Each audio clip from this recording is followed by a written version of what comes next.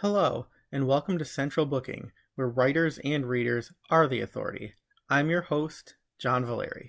Today on Central Booking, I'm talking crime and community with critically acclaimed novelist and co-president of Sisters in Crime Connecticut, Tessa Wegert. Tessa is the author of the Shana Merchant series, the most recent of which is The Kind to Kill. Here, Shana, now the senior investigator of New York's Thousand Islands, is on the case when a tourist goes missing in the lead up to the community's annual Pirate Days celebration. The pressure's on, and only escalates when she realizes that her past, which includes an intimate link to deceased serial killer Blake Bram, is not at rest. Far from it. Originally from Quebec, Tessa now lives in Connecticut with her family. Before turning to fiction, she was a freelance journalist and digital media strategist and won first place in the crime category of the 8th annual Writer's Digest magazine Popular Fiction Awards. Like her protagonist, she studies martial arts. The Kind to Kill is Tessa's fourth novel to feature Shana Merchant, following Death in the Family, The Dead Season, and Dead Wind. She is a member of International Thriller Writers, Mystery Writers of America, and the New England, New York, and Connecticut chapters of Sisters in Crime, the latter of which she co-founded. Fellow Connecticut scribe Megan Collins called The Kind to Kill as atmospheric and gripping as a Tana French novel and warned, "Prepare to be transfixed and transported." Now, Tessa Wegert talks about her transition from fact to fiction and shares her tips and tricks for finding a tribe of willing accomplices. Hi, everybody. Welcome back to Central Booking. I am excited to be speaking with Tessa Wegert today, who is a critically acclaimed novelist and also co-president of Sisters in Crime Connecticut. Her new Shana Merchant thriller, The Kind to Kill, is available right now. I had to flash this cover really quickly because usually I have the physical book, and I kept looking and my Kindle's telling me 1%, so I just wanted to flash it before my screen goes dark. But welcome to the show, Tessa. It's such a pleasure to finally have you here. Thank you so much, John. I've been very much looking forward to this. So this should be a really fun conversation. Thanks for having me. It's my pleasure. Haha, should be, famous last words. We'll see if that turns out No to be pressure.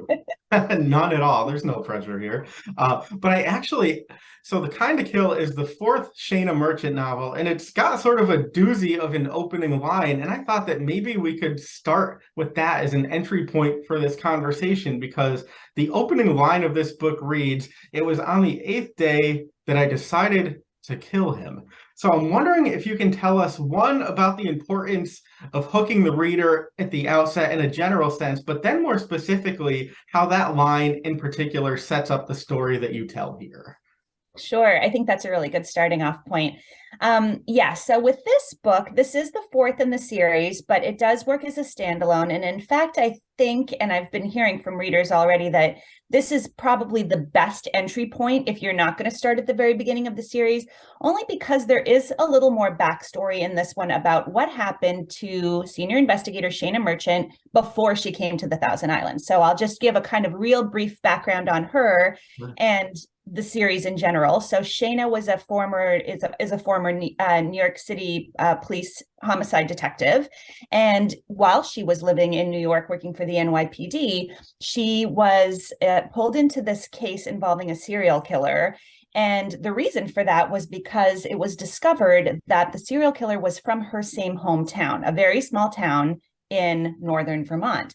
So she began to work on the case back when she was in New York, and ended up being abducted by this very crafty serial killer. So when you come into the series, you know just a very little bit about that backstory. And over the course of the series, you find out a little bit more about who this serial killer is, what their connection is, what their personal history is, because she does have a personal history with this man. And by the time we get to the fourth book, The Kind to Kill, he has kind of followed her to the Thousand Islands, where she's living now, working for the New York State Police. So at the beginning of this book, there's a scene flashing back to that time when she was abducted, the time that she spent in the basement of this pre-war era apartment building in the East Village with him. And you find out a little bit more about what happened during that time and how she escaped. So she was his captive for 8 days, and that's where the story begins, is with her decision to finally come up with a way to escape. So that's where this book kicks off. And again, you get a little bit more of the backstory with this one. And then it launches into a whole other crime, a whole other mystery. So with all of these books, there's kind of two threads always. There's the subplot involving Blake Bram, the serial killer, and you find out again a little bit more about him and their personal history throughout the series. And then you also have a kind of independent mystery. Sometimes that's a little bit linked to him as well. And in this one, the independent, well, perhaps it's independent, perhaps it's not, but the separate mystery involves a missing tourist during this street festival called Pirate Days that happens in the small town of Alexandria Bay, New York, every summer. So it's a big event. It draws a lot of tourists, and all of a sudden this woman goes missing, and Shana starts to question whether or not this might be a copycat crime. That was great. You walked that line really well, better than I ever could have. It's a little difficult not to throw in some spoilers by accident, because of course with all of these crime novels, you don't want to get into too much detail, but yeah, this is over the course of this series, I do have to kind of dance around some of the facts that come to light for readers, maybe in book 2 or in book 3. So hopefully I won't throw in any spoilers by mistake. No, that was good. I will also attempt to tread lightly. So I will just say proceed with caution. Yeah, exactly. I will certainly not spoil anything in the new book, and I will try very hard not to spoil anything in past books because you handled that very well. I'm impressed. Oh, thank you. And so I guess, the next logical point would be to ask you about that independent mystery, or supposedly, that may or may not be independent, but we do have a missing tourist here. I believe her name is Rebecca Hurst, and I wanted to ask you about that because it's interesting. It sort of plays out, as you said, as Pirate Week is happening, which is a very, very big thing. And so it sort of works in this story in two ways. There's sort of the fun and the humor and the levity that comes with Pirate Week, but also there's an incredible sense of pressure on Shana and the other investigators to resolve this case because they don't want to deter, tourists and their money from coming to town, especially given past events. So I'm wondering, if you can talk about that missing persons case, but then also the duality of Pirate Days and how that plays into it. Yeah, another great question. You absolutely nailed it. I did, I thought that it would be an interesting challenge really to try to set this, first of all, during this very upbeat, lively summer festival, but also during the summer, during a time when everything is lightness and brightness and, beauty, and especially in the Thousand Islands region of upstate New York, because all of the other books in the series were set in the deep of winter or in the fall, and it really helped, I think, to develop the atmosphere for the series. But this time I wanted to do something a little bit different. So it was a challenge because I think trying to set a somewhat dark crime novel in this kind of environment, I did have to work maybe a little bit harder to still have that sense of, eeriness, the, chill up your spine for the reader that I was hoping to get, that I try to achieve with every book.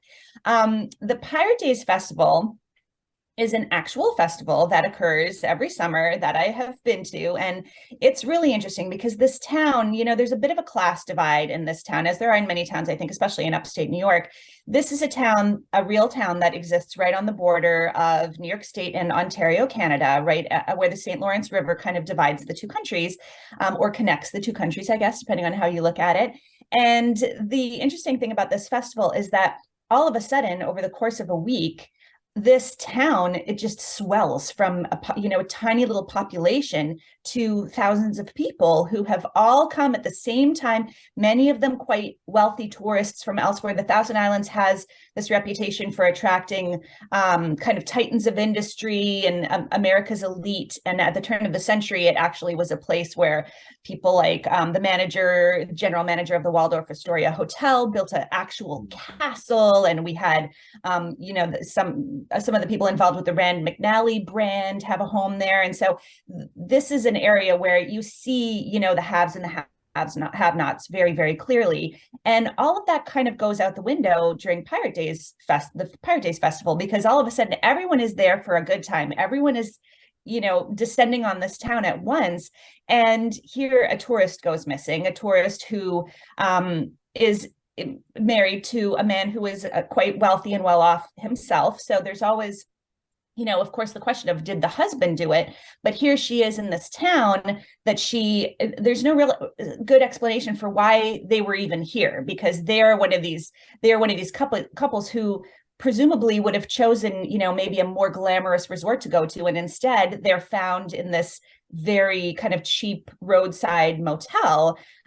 So that all factors into Shana's investigation as she starts to try to determine why they were in the Thousand Islands. And then as the case develops further, she discovers that, the crime against this woman has a lot of similarities to some of the crimes that Blake Bram committed back in New York City years ago. And not only that, but there are aspects of the crimes that really no one else should know. Really only Shana feels she has this knowledge because she was so close to the investigation, and because she was kind of the lead for the investigation, because she had the connection of the same hometown with that serial killer. So it all kind of hits close to home for her. Now here she is in her new community, in her new home in the Thousand Islands, and it's kind of like reliving this horrible experience in a way of what she went through investigating the crimes against the women that Blake Bram attacked in New York. Sure. And to expand on that, I'm wondering if you wouldn't mind, talking about her sense of place in this community that's, very small, tight-knit largely, and new to her, because people, I think, there's this idea of guilt by association, which is something that you explore in the novel, because as you said, she does have some personal connection to Bram, that past serial killer. And so not only does she have sort of her own physical and psychological scars from that experience, but then the expectations or misrepresentations of other people about her. So I'm wondering if you can talk about that aspect of the story as she's trying to do her job under extreme pressure, and then also the scrutiny of people who have beliefs about her that may very well not be true. Yeah, that's a very big theme in this book. Definitely. You hit on that perfectly, John. Because what's happening in this story is the secret that she has kept, in the first 3 books about who he is to her and what their past relationship really looked like, that has now come to light. So here she is, already kind of an outsider in this community. Her partner, Tim Wellington, grew up in the Thousand Islands, and so that provides a nice balance for her, and she's able to lean on him when she's trying to navigate this area that she doesn't know very well, the townspeople, the community, the history of the area, both kind of just in her personal life, trying to make a home here, but also in the context of the investigations that she's involved in. But she now kind of feels like a pariah, because all of a sudden the people in the town, the locals, are looking at her going, wait a minute, there really wasn't that much crime in our area until Shana came along. So, she does get the lion's share of the blame. And there is at one point an op-ed piece that one quite prominent local publishes about her, kind of calling for her dismissal from the New York State Police because of her close connection to Blake Bram, because of secrets that she kept, things that she chose to keep close to the vest, as she was investigating, and trying to apprehend him. So this all creates a very difficult situation for her. And of course, because with these types of books, you always want to kind of raise the stakes and throw as many obstacles at the protagonist as possible. This is all happening while she's trying to investigate this quite urgent murder, because her concern as the book goes on, as the story goes on, is that this, if it is a copycat crime, this may not be the end. This may not be the only woman who turns up dead in the area, if indeed someone is trying to draw inspiration or follow in Blake Bram's footsteps. Sure. Yeah, as if life wasn't complicated enough, Right. There's not enough pressure to solve this case. But I wanted to ask you one more thing about that, and then we'll sort of move away from it. But another theme that I found really interesting throughout the book is the idea of, controlling one's narrative, because Shana really struggles with whether or not to make, some of her private self more public in the hopes that people will maybe understand her a bit better. And I'm wondering, if you can talk about how that informs the plot, but then also how ideas like that appeal to you as a writer, given that it is, sort of narrative and controlling story, and you are the storyteller. Yeah, I mean, these are definitely plot-driven books, but I would say they're pretty heavy on the characterization too. I try to create characters that have nuance to them, and especially with Shana going into the series, I really wanted to develop a protagonist, a senior investigator who had a vulnerability to her. So she's kind of both, the hero and the victim, because she's been through a traumatic experience herself. Throughout the series, she still struggles with PTSD.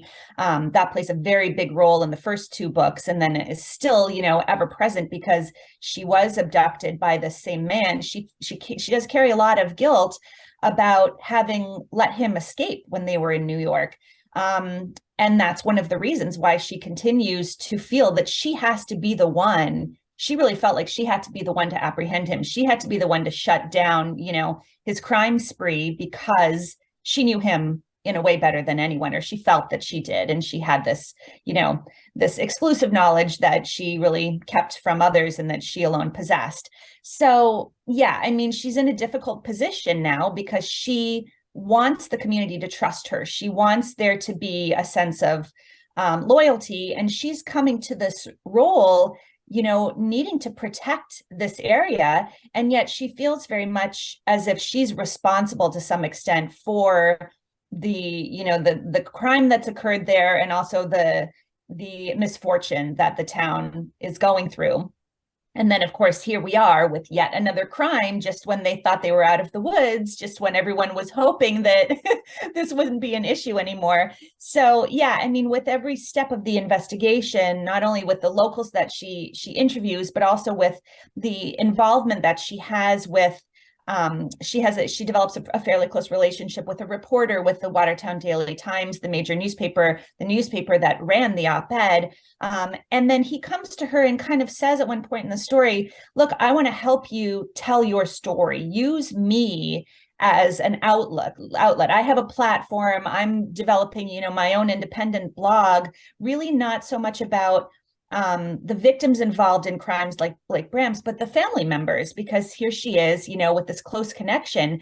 And so it's very much about her having this opportunity now, and she struggles with whether or not to take it. But here in front of her is this opportunity to decide whether or not she wants to tell her own story from her own point of view, or whether she's okay with letting someone else direct that narrative, whether it be the local media, whether it be the locals, just in terms of the gossip that's circulating around town. I think at one point I describe it as a tick jumping from, one place to another, kind of fattening up on the blood that is that gossip. I mean, that really was the way that I envisioned it. It's so much about her just struggling with these rumors that are circulating about her, many of which are untrue. And she's not sure how much personal information she should reveal, and where that balance will be between, getting on the locals' good side and regaining their trust, or maybe in some cases earning their trust to begin with,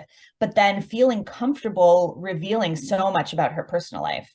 Sure.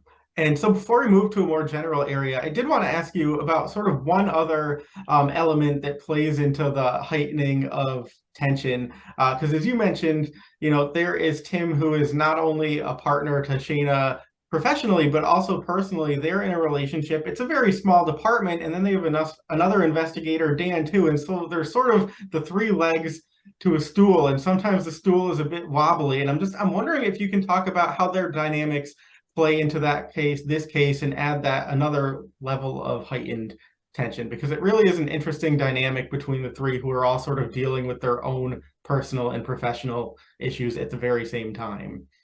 Yeah, and that's a very realistic portrayal of what happens in that small little, I learned from, a million interviews with the actual sheriff of Jefferson County, whose name is Colleen O'Neill. And luckily, early on, when I started writing the first book, Death in the Family, I connected with her, and she's been my go-to resource. She actually, even before becoming the sheriff, who this sheriff in the books is somewhat based on. Definitely, I drew inspiration from her professional experiences, but she also used to work as a senior investigator herself. So she is able, I mean, I don't know what I would do without her. She's able to give me so much backstory and so much information about like how things would play out, how things played out for her when she was in the department and in the division. So in the barracks, it's not called a station there, it's called the barracks, because state troopers used to actually live in that same building and room there, as a kind of a dorm situation. Mm-hmm. So in the barracks, you only have Shana and Tim and these two other investigators, one of whom plays a very big part in this book. And things get complicated because Shana has starting to develop this romantic relationship with Tim, who, for all intents and purposes, is her partner. She primarily works with him, even though there aren't technically partners in that division, in that department. So she now, because of the circumstances around this case, she feels strongly, and because of their personal relationship, she feels like maybe there should be a little bit of distance between her and Tim working on this case. Instead of working primarily with him, she chooses to work with Don Bogle. So that creates a little bit of tension between Tim and Don, but also, Shana and Tim, because here they are spending more and more time together. They're still very much at the beginning of their romance, which was complicated enough because they work together. But now here she is, from his perspective, kind of choosing Don over him to work on these cases. And then as the story goes on, Shana discovers that maybe that wasn't the best decision. Some things come to light about Don's character. He knows a lot, and she feels that he's doing a very good job on the case. But then as the story continues, she starts to realize that maybe she doesn't know him as well as she thought that she knew him. Again, she's new to the area. She's still only been, working, I think, for 18 months at this point with all of these people. So that puts her in a precarious position, because here she is wanting to do her best job as an investigator, wanting to put the case first and make the right decisions about who she should be bringing in to assist her. And she comes to a point where she really doubts her decision. Again, yes, more complications for Shana. She has been through the ringer over these last few books, but especially I think in this one, as she's, again, dealing so much with the personal fallout of everything that has been happening with Blake Bram and her secret coming to light, and the complications at work, and the tourists descending on this town, and the urgency of figuring out exactly what's going on here. And she just, it's a tough summer for her, definitely. I was gonna say her Facebook status or her relation status, it's complicated. It's so complicated. Very, very complicated. So I am gonna switch gears now, if you don't mind. Sure. But if I understand correctly, you and Shana share some commonalities. I believe that you have both studied martial arts, which I find really fascinating, and obviously not something I've ever done. Probably I don't know if I have the mindset or the physicality for that, but I actually wanted to ask you about that, what you've learned and how that does inform Shana's character, because I think that it is both a physical thing, but also a mental thing. And I don't think that people who haven't studied it may not, associate the two, but it's not one thing or the other. It's kind of both in combination. And we see that a bit in Shana's character in this book. Yeah, that's very true. And that's not something that I realized either until I started doing martial arts myself and learning more about the art of it and the process and the practice and everything, because it's so much about discipline, but it's also about memorization and just like understand. It's almost like there's a dance to what I do is Shaolin Kempo karate. And like a lot of the forms are very elegant and artistic, almost like Tai Chi, and so, and there's a choreography almost to that. And there's a lot of memorization. And I think a lot of people come to it. I've since learned a lot of people come to karate, or this form of karate in particular, because they want to stay sharp and they feel like it's a good way to kind of, train their minds and just stay alert.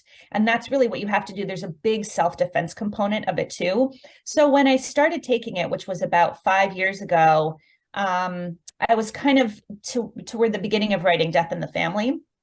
And as I learned more about it, and I was still very, very much a newbie at that point, a rookie when it came to karate and martial arts, I decided to make that a part of her character as well and give her that skill because, for one thing, it seemed like something that an investigator who had spent a lot of time in New York, who had come out of the Albany Police Academy, would do. I mean, there's already a lot of self-defense training that goes into, New York State Police Academy, but for her, it seemed like it rang true to me that she would be drawn to this form of activity and this art because of the mental aspect of it.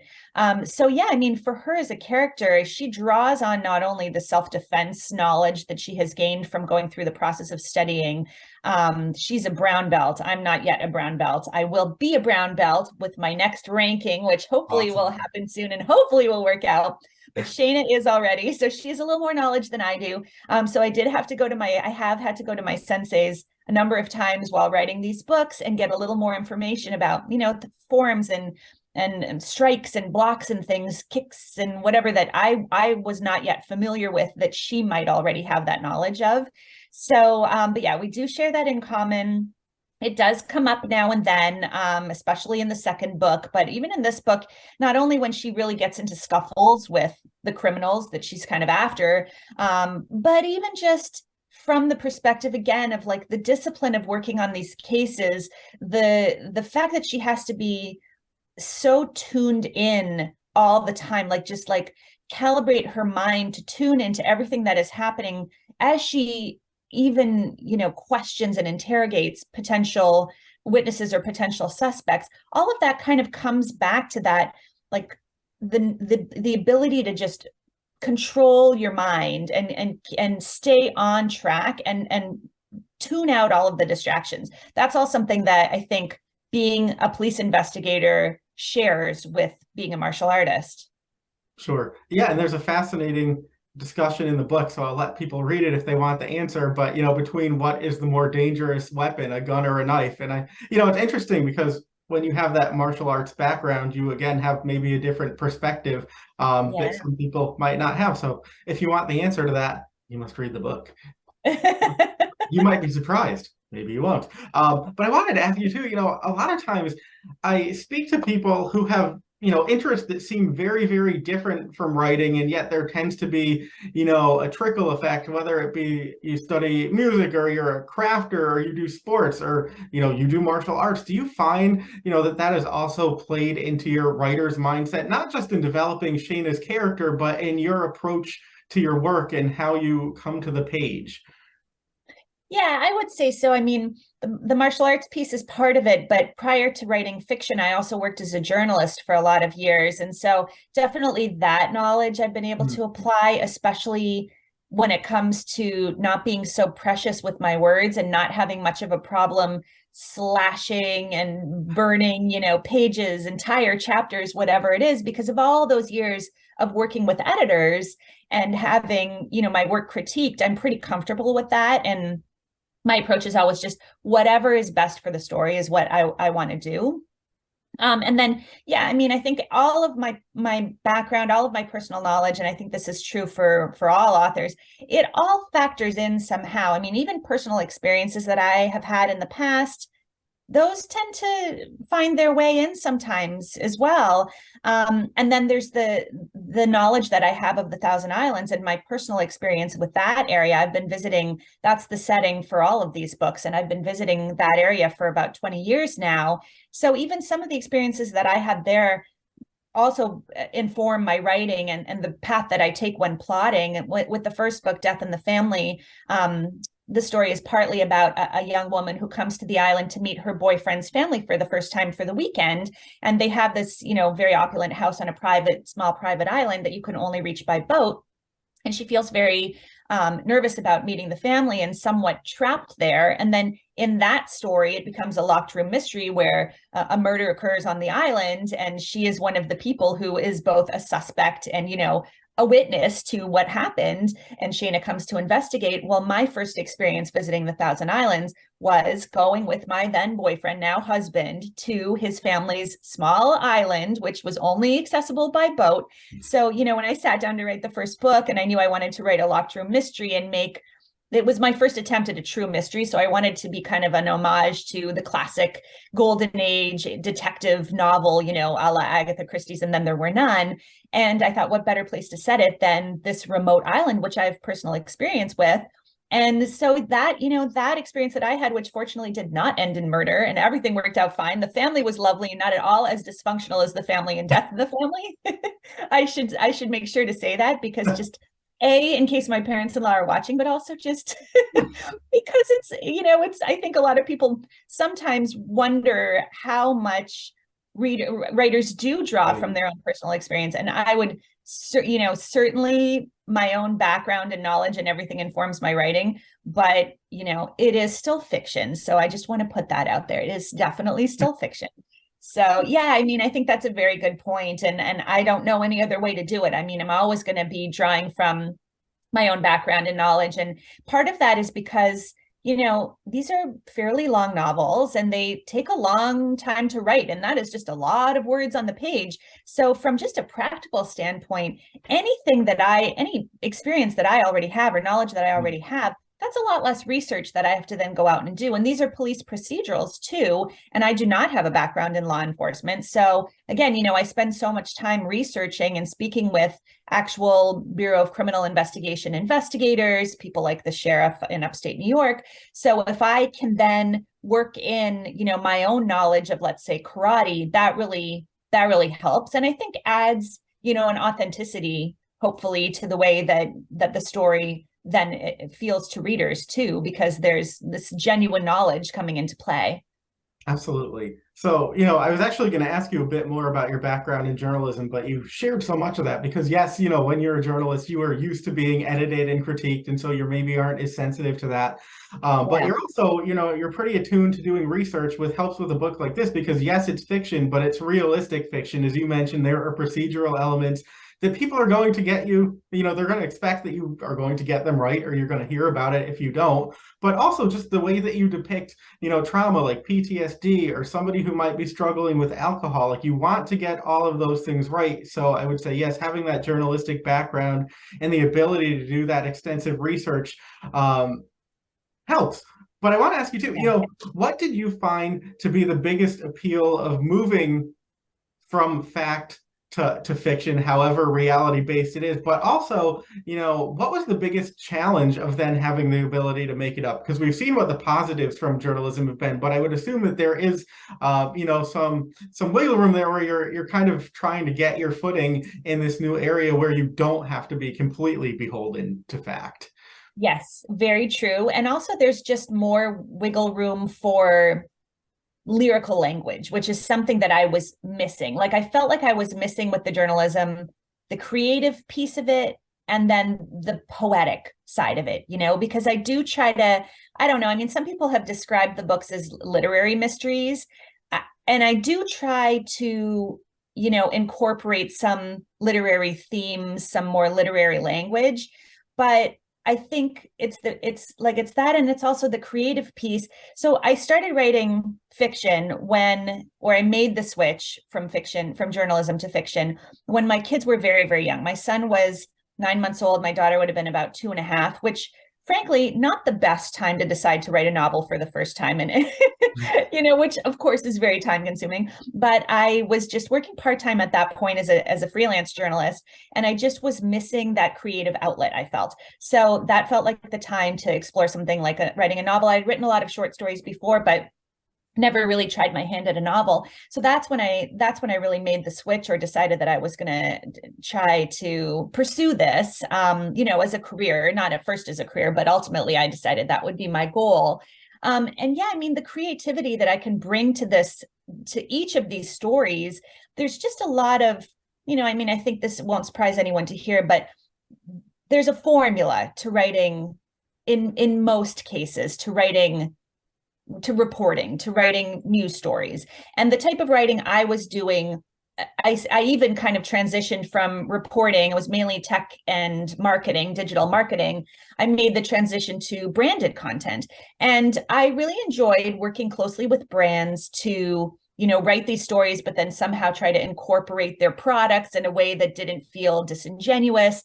But there is somewhat of a formula to these things. And it was a lot of blog posts and it was just a lot of repetition. And I think at some point I just started to feel like it's not satisfying this, deep-seated need in me to bring some of my own flavor to these types of stories. There's a limit to how much you can do that because the stories are basically ghost written on behalf of brands.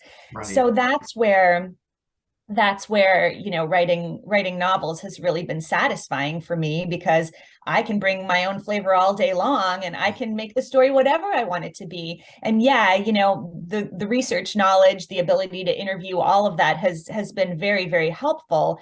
But at the same time, it's up to me to decide how to structure the story. If I want to go completely off the rails and introduce, an entirely new suspect at the 11th hour or do something like completely off the wall. And there are a couple of off the wall, I would say, moments in this book that hopefully readers will find surprising. But if I want to do that, I can do that. My publisher is totally okay with me doing that. My editor is like, go for it, whatever you experiment, whatever you want to try. So yeah, it's been nice because I did feel like that was something that I was missing a little bit from my previous, from, the nature of my previous role.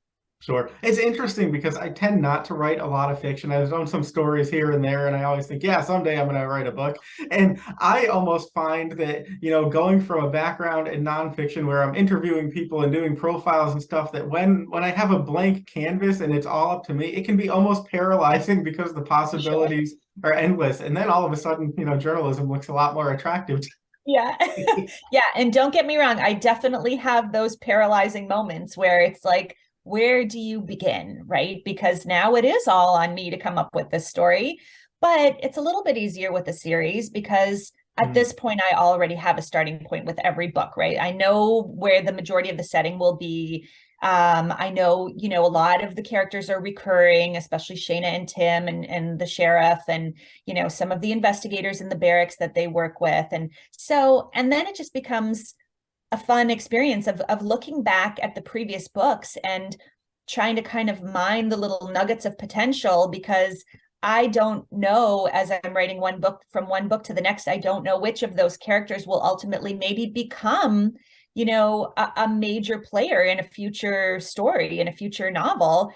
But there is now this foundation that I've laid in kind of creating this Shana universe up there, this like partly, based in fact and reality because of the actual setting and a lot of the history and everything that I try to incorporate of the area into the books, but then also the fiction piece of it. So now that I've kind of built that, it's really entertaining for me to be able to go back and decide, okay, there's this bartender that I mentioned very briefly in passing who just provided an alibi for someone in book 1. In book 3, I'm going to make that a major character and we're going to spend more time with him and his father and in the bar. And so, yeah, I mean, hopefully readers find it interesting and we'll be able to go back. I mean, there are definitely some little Easter eggs that I've planted. So if you're reading the entire series and you look very closely, you'll be able to identify, some of those and see what I was, what I was trying to do with those little surprises that are hidden along the way. Sure, I love that. And you've just made a great argument for writing a series versus, a standalone every year. Because can you imagine coming to the page every year and having to start from complete scratch? Yeah. That's my nightmare, maybe. Just a few more questions for you, and Sure. then I will let you go. But you mentioned branding, and I did want to ask you about that too, because you also have that background as a digital media strategist. So I'm wondering if you can tell us, how the knowledge that you take from that helps you in building your own brand and cultivating, your own online following, maintaining your own social media. And I'm going to throw in 2 questions here, but I'm sure you can keep up with me. But then also, what advice you might give to people who maybe aren't as comfortable doing that and don't come from that background as to what are the basics that they should know, the simplest way that they can sort of have their own online platform if they need that, because I think these days, most authors do. Yeah, most authors do. And it's, so really it all comes down to the barrier that used to exist between authors and readers has been knocked straight down, right? I mean, it used to be a couple decades ago that if you wanted to ever have any kind of personal conversation with an author, which would rarely happen, you would have to get yourself to a book signing. You would have to stand in line. You would hope that that author would spend, more than 5 seconds just writing, signing, personalizing a book for you, and then, exchanging a few words and pleasantries. Now with social media, really, the door has opened up for these interactions and engagements between authors and readers all the time. So, I talk to readers on social media every single day. I talk to reviewers on social media every single day. And as I was writing the early books, before I had a contract, I did suspect always that the knowledge that I had about digital media and working, to promote other brands and working so much with social media would be useful eventually when it came time to promoting myself and my own work and my own books. But I didn't realize, I don't think, how useful that knowledge was.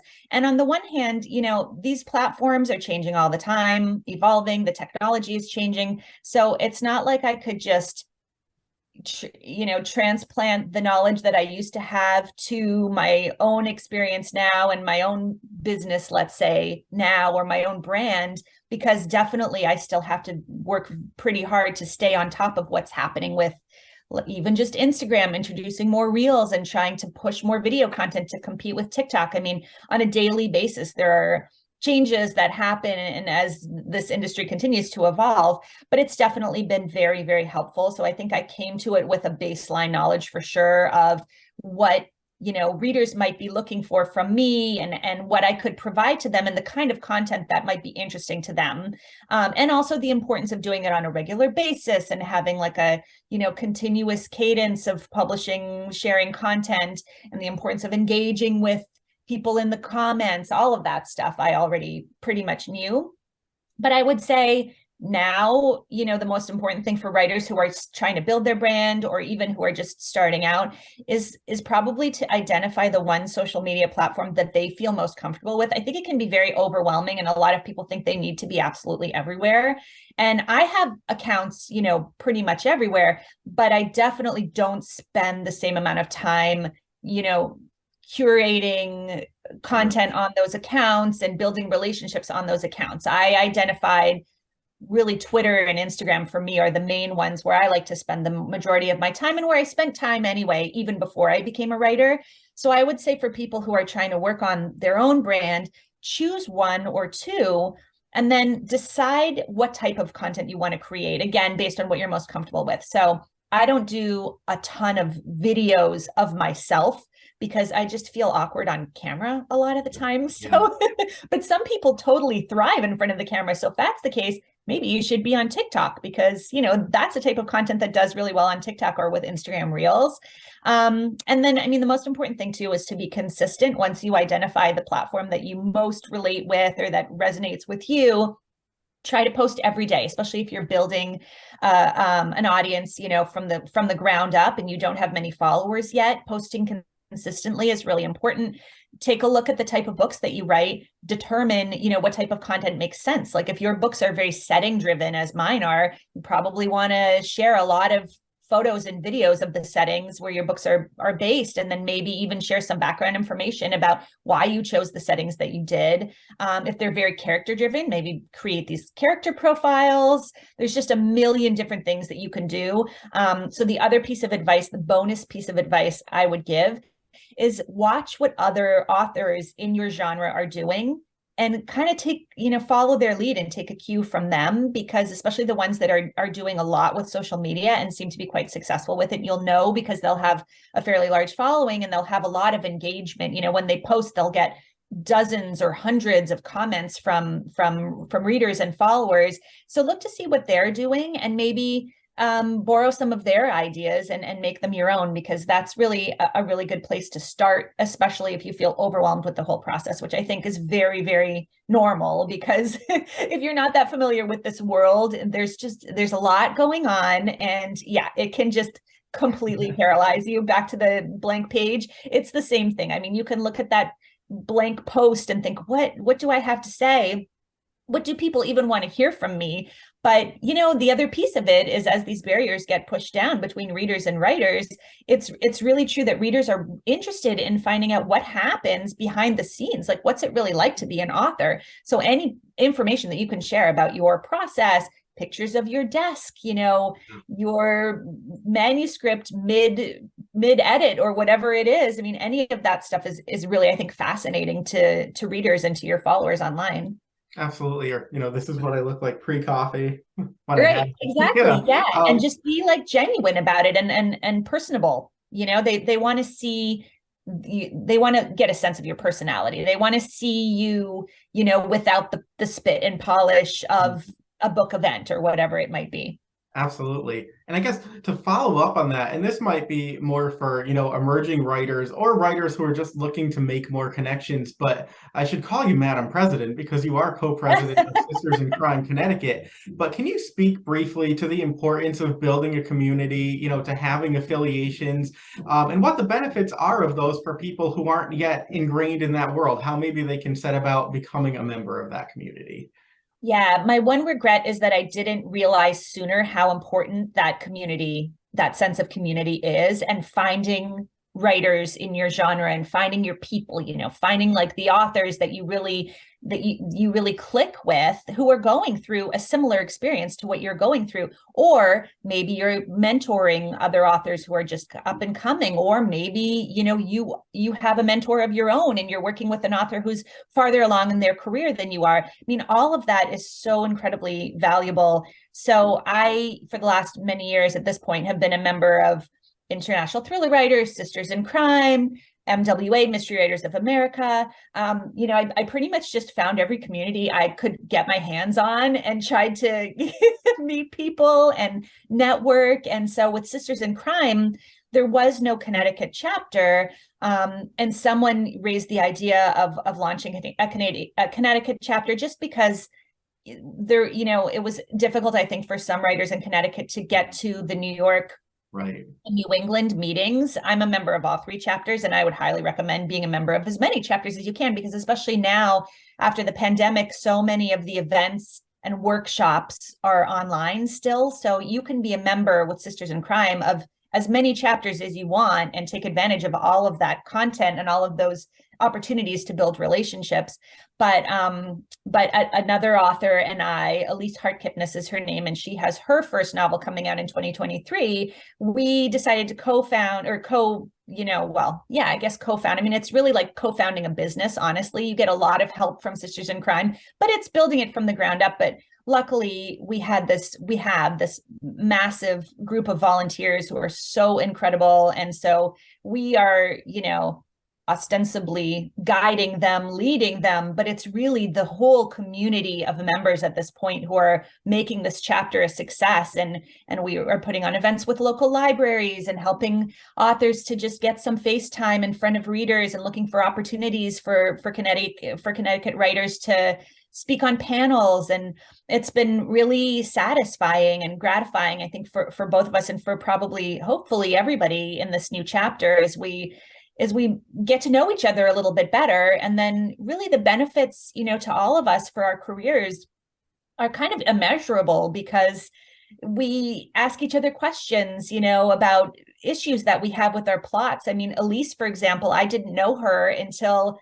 I started working on Sisters in Crime Connecticut with her. And now she's one of my beta readers and I'm one of her beta readers. And we talk daily about our writing process and, compare how many words did we get down today. I mean, even just having, it's such a kind of isolating experience being an author. The vast majority of our work is just spent one-on-one with a laptop or one-on-one with a notebook and a paper and a pen. And so to be able to get away from that, I think, and get out of our heads a little bit as writers and out of our houses and just like see the light of day is really healthy, I would say, more than anything else, but really helpful too, because I don't think that you can be an effective writer unless you're out there in the world having experiences and conversations, and maybe you'll even meet someone at, a chapter meeting who gives you a great idea for a new direction for your plot that would never have occurred to you. Or maybe you see some characteristic in someone that you talk with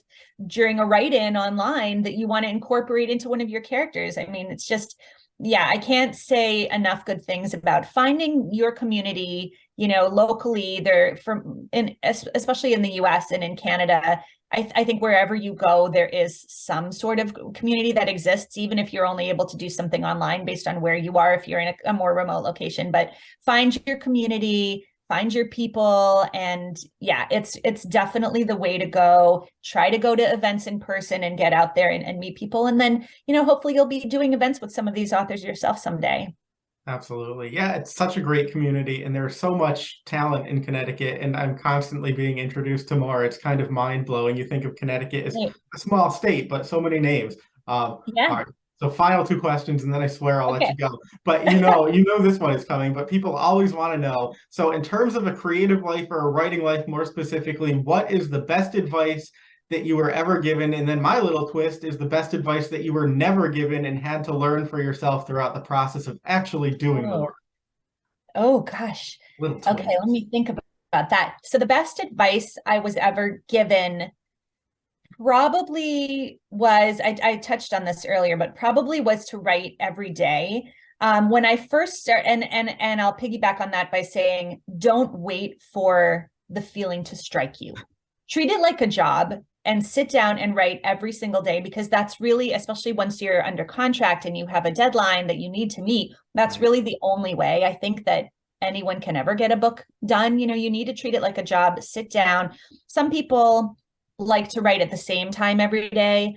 I have still like 2 kids in the house, a lot going on. So I kind of try to just snatch little moments wherever I can, get blocks of time when I can. But then even, sometimes I'll put down some words while dinner is cooking on the stove, so find whatever process works best for you, but do it on a regular basis, on a daily basis, because that way you're immersed in the story. I think even just a few days in between. I mean, I try to give myself a break, but every time I find that even if I take the weekend off from writing, I'm behind when I go back to it on Monday, because I'm just that much farther away. There's that much distance between me and the story, and I have to get my head into the game again. And then the advice that I didn't ever get, so I'll make this a 2-part answer. The first was, I think, the piece of joining the community. Again, I wish that I had known to do that early on, even before I was published, even while I was still working on my first book. I feel like that would have been really helpful, just to know that there are other people out there that I can have conversations with who are going through the same process, who are facing the same struggles and coming upon the same obstacles that I am.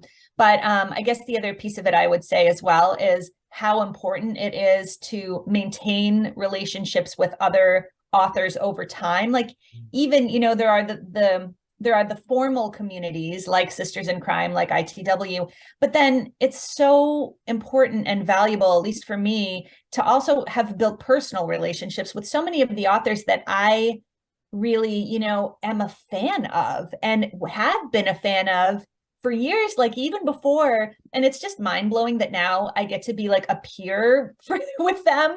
It's crazy, because I still am such a super fan with so many of these people, and now I get to have this kind of personal relationship with them and these like really candid conversations. And it's so wonderful. So I would say that's the other piece of it, is try to reach out, spend as much time as you can helping other authors, and they'll reciprocate, but lift other authors up, post, not only about your own work on social media, but other books that you've loved, and try to give the authors that you love a boost. And that may lead to, a friendship, an actual friendship with people who you have so much in common with, because this is a career that is not only a profession, but I think it infiltrates every aspect of our lives as writers, right? I mean, there's not a minute of my day that I'm not thinking in some way about whatever I'm working on, or filing away ideas for the next book. So I think I said it before, but I'll say it again. These are your people. So find your people and build a personal relationship with them. And there's just really nothing like it.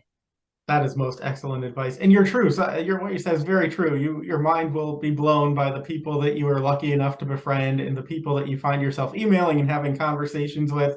It's really, Yeah, really wonderful and enriching. And you pinch yourself all the time. Like, is this real? Like, I'm sitting here exactly. with you right now, Tessa, and who would have thought? All right, final question. What are you at liberty to divulge about what comes next for you and Shana, if anything? I am at liberty to share, which I'm very excited to share, that there will be a fifth book, and that is slated to come out December of 2023. I won't share the title yet, just because in case the title may change, Sure. but I can say that it is again set in the Thousand Islands, involving a very tiny island called Devil's Oven Island that is uninhabited. And I'll just share very briefly that the story involves Shana's niece, who has come to live with her, who is a teenager, and she and some of the locals get into some trouble on Devil's Oven Island, which has, because it's uninhabited and so tiny, but so close to the town and easily accessible by boat, it becomes kind of a place where the local teens like to go and hang out and party, especially at night. So something goes terribly awry, and now Shana is not only finding herself, in the position of investigating another crime in this community, this poor community. This community too has been through the ringer, but her niece plays a major part in it, and she's grappling with how to deal with that. She's kind of her niece's guardian at the moment, and here she is responsible for her, and her niece is all caught up in this, in this crime. So that's what I'm working on right now, and that will be out next year. So Christmas 2023, we already have things to look forward to. And in the meantime, everybody needs to go out and pick up The Kind of Kill. Oh, By yeah. some miracle, I haven't gone dark yet. It was meant to be. There it is. In Fantastic. beauty. Thank you so much, Tessa, for being here. And everybody go out, check out the book. You'll read this book, and then you're going to go back and read the first three. And number 5 will be on your radar for December 2023. Thank you, so John. much, Thank you so much. This was so much fun. Thank you for making the time and fitting me in. And yeah, it was a pleasure to chat with you. That's it for this episode of Central Booking. Thanks for watching, and be sure to subscribe to our channel so you don't miss a thing.